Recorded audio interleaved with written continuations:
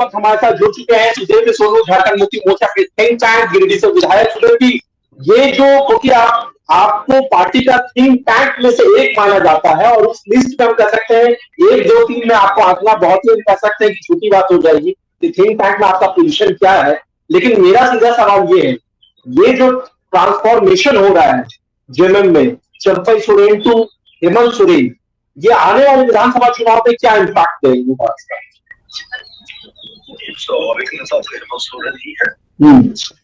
राजनीतिक विद्वेषपूर्ण कार्रवाइयों के चलते 5 महीने तक सत्ता से वो बाहर रहे और निश्चित रूप से हमारे राजनीतिक विरोधियों ने ये सारा षड्यंत्र इसलिए ही किया था कि वो सेंटर ऑफ फोकस से हेमंत सोरेन जी को हटाना चाहते थे।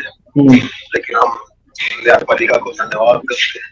न्यायपालिका के फैसले ने उस षड्यंत्र को विफल किया, उस षड्यंत्र का पर्दाफाश किया और हमें स्थिति यह बनी कि आज हेमंत सोरेन पुनः शपथ लेने जा रहे हैं और मैं ये मानता हूँ कि हेमंत सोरेन जी के शपथ लेने के बाद हमारी संभावनाएं 24 की जो है उसमें बहुत अच्छे परिणाम दिखेंगे और जनता हेमंत सोरेन को, झारखंड की जनता हेमंत सोरेन को नेता मानती है।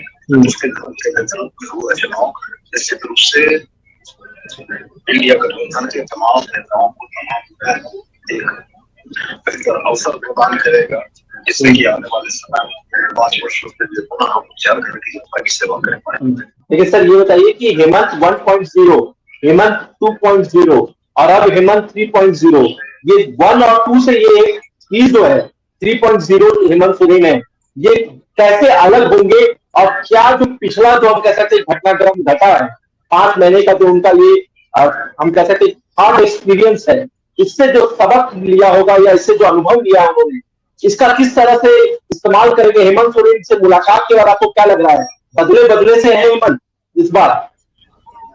देखिए, सबक शब्द बहुत कुछ नहीं होगा। मैं अनुभव को ज्यादा प्राथमिकता देना चाहूंगा और मैं ये जरूर कहना चाहूंगा कि 1.2 जो मात्र 14 महीने का था, उसकी अपने नेतृत्व क्षमता से हेमंत सोरेन जी ने झारखंड को अवगत कराया था। 2.2 जिसको आप कह रहे हैं, उसमें लोक कल्याणकारी नीतियों की बहुलता ने यह दिखाया कि अगर सरकार जनहित के मुद्दों पर अपनी जनता के बारे में सोचती है तो उसका शासन प्रशासन किस तरीके का हो, हेमंत सोरेन के शासन में दिखा। तो मैं यह मानता हूँ कि ये 3.2 जो आने वाले कुछ ही समय के लिए है, इसमें जिन नीतियों की आधारशिला रखी गई थी, जिन नीतियों की बुनियाद रखी गई थी, उन नीतियों को धरातल को उतारने की दिशा में बहुत तीव्र गति से काम होगा।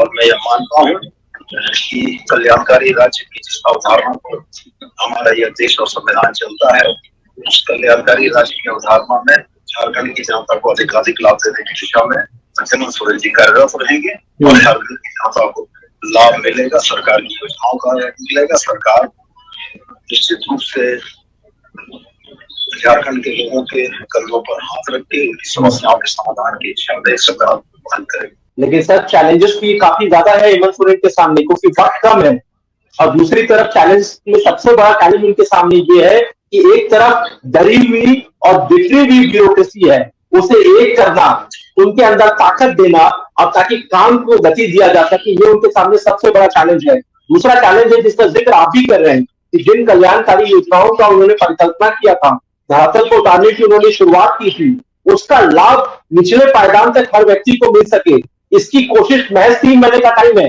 कैसे होगा सर ये तमाम चैलेंजेस? देखिए, मैंने बहुत स्पष्ट कहा, जो विकसित झारखंड का सपना जो तस्वीर हेमंत सोरेन जी ने किया था, जिस पर वो काम कर रहे थे, आज उसी पर आगे बढ़ने की बात है। आप बिखरी हुई ब्यूरोक्रेसी की बात करते हैं, मैं बिखरी हुई ब्यूरोक्रेसी की बात नहीं करके मैं ये बात करता हूँ कि बिखरी हुई भाजपा के साथ हमारा मुकाबला है। हमारा जो विपक्ष है वो पूरी तरीके से बिखरा हुआ है, थका हुआ है, टूटा हुआ है। नेतृत्व के लिए उनके पास कोई एक नाम नहीं है जिस नाम को ये कह सके कि अगर वो झारखंड में चुनाव जीतते हैं तो फलाना व्यक्ति इसका मुख्यमंत्री बनेगा। हम तो ये बहुत स्पष्ट है, हम तो ये जानते हैं कि अगर गठबंधन की को झारखंड की जनता का आशीर्वाद मिला तो हमारे नेता हेमंत सोरेन ही होंगे। लेकिन भारतीय जनता पार्टी सेनापति की आज चुनाव के मैदान में उतरा है और जिसके पास कोई सेनापति नहीं दिखता है, जिसकी स्वीकार्यता हो, सर्वमान्यता हो, तो मुझको ये लगता है कि राजनीतिक मोर्चे पर हमारी चुनौती बहुत मुश्किल नहीं, आसान है। और रह गया सवाल, योजनाएं तो बन चुकी थी, योजनाओं को धरातल पर उतारने की आवश्यकता है, और वो हेमंत सोरेन जी की मजबूत इच्छा शक्ति उसको निश्चित रूप से धरातल पर उतारेगी जब तक लाभ पहुंचे। लेकिन आपके विरोधी तस्वीरों को लेकर के बहुत सवाल उठा रहे हैं सोनू जी। वो ये कह रहे हैं कि आज जो हेमंत जी राजभवन गए उसमें वो चंपई राव को ही 24 घंटे में भूल गए। सवाल इस बात का उठता है कि जिस समय हेमंत सोरेन जी ने निर्णय किया था कि चंपई राव हमारे नेता होंगे, उस समय भी इन्हीं भाजपाइयों को बड़ा कड़वा महसूस हो रहा था। आज हेमंत सोरेन जी के आने के बाद चंपई जी ने इस्तीफा दिया तो इनको कड़वा महसूस हो रहा है। महत्वपूर्ण बात यह है कि भारतीय जनता पार्टी विकल्पहीनता, नेतृत्वहीनता, मुद्दों से हीन एक राजनीतिक संगठन बन चुका है, जिसके बारे में कुछ भी कहना बेकार है।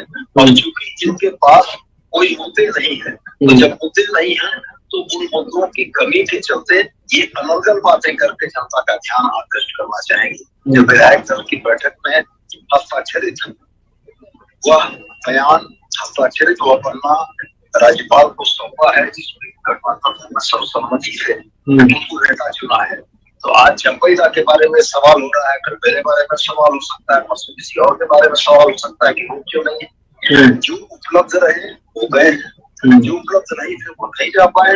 ये बातों में कोई अंतर नहीं है। हमारा सारा ध्यान और हमारी सारी ताकत इस बात पर है कि हमारा जो बचा हुआ समय है उस दौरान हम झारखंड की जनता तक उनसे किए गए वादे, उनसे किए गए कामों को बेहतर तरीके से पहुंचा पाए, डिलीवर कर पाए, हम लोग इसी पर फोकस करेंगे। चलिए सर, हमारी ओर से भी आप लोगों को बहुत बहुत शुभकामनाएं हैं और आपने इतना बहुमूल्य वक्त दिया, इसके लिए बहुत बहुत धन्यवाद।